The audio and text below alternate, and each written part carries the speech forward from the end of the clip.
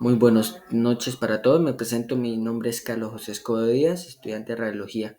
Bien, el tema que hoy vamos a tratar es cómo afecta la radiación a los tejidos vivos.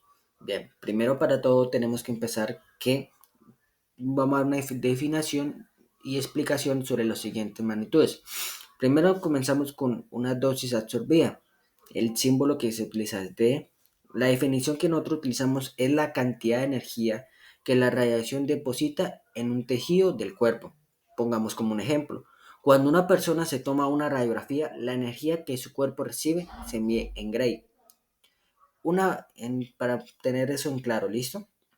Ahora vamos con la dosis equivalente, que el símbolo es H, que la definición en pocas palabras es mide el daño biológico según el tipo de radiación, porque no todas afectan igual. Pongamos otro ejemplo. Una partícula alta causa o muy alta puede causar más de un daño que un rayos X. Con la misma dosis se mide por el CB. ¿Sí?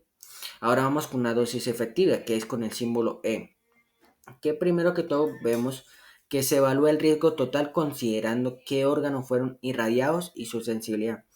Ponemos como ejemplo, si la radiación afecta órganos sensibles como la médula ósea o es un riesgo mayor, se mide por CB. Es lo casi más parecido que el anterior. Bien, entramos con el segundo punto. ¿Cuáles son los efectos según el tiempo de aparición? Bien, empezamos con tempranos agudos, que son como que los que salen poco tiempo después de la exposición. Se deben a la muerte rápida de muchas células. Ejemplo, enrojecimiento de la piel, como náuseas, caída del cabello. También no son tardíos, son como los más crónicos, que aparecen meses o después de años por daños acumulados o mutaciones. Como ejemplo puede llegar a cáncer, cataratas o una fibrosis. ¿Listo? Teniendo todo eso claro, empezamos a ver que los efectos desde el punto de vista biológico son un tipo de efecto como su explicación. Empezamos como los somáticos. Afectan solo a la persona expuesta porque dañan sus células del cuerpo, mientras que los hereditarios afectan a los hijos porque la radiación dañó las células reproductivas. ¿Sí? Ahora, vamos a entrar en un tipo de cuáles son los efectos según la dosis recibida. Hay dos tipos, que son las deterministas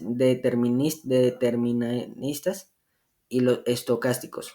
Primero comenzamos con los deterministas, que son los que aparecen si la dosis supera el límite de más dosis, más daño, que puede generar hasta una quemadura, cataratas o hasta la esterilidad, como también del hombre como de la mujer.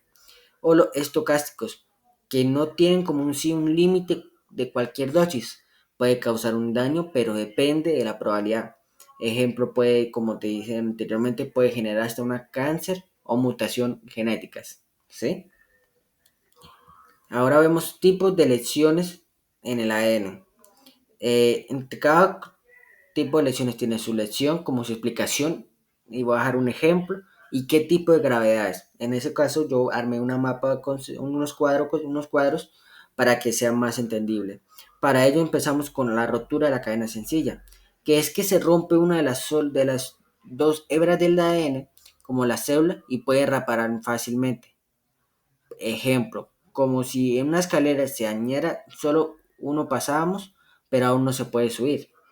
Eso es una gravedad baja, o sea, no es de mayores. Ahora empezamos con una ruptura de doble cadena, que es una DCB. Que el AN mismo, al mismo tiempo, es muy peligroso, porque puede generar mutaciones o muerte celular, ¿sí? Como si se rompiera toda, como ejemplo, como si se rompiera toda la escalera, pero no se puede reparar bien, que ya es una gravedad alta, ¿sí?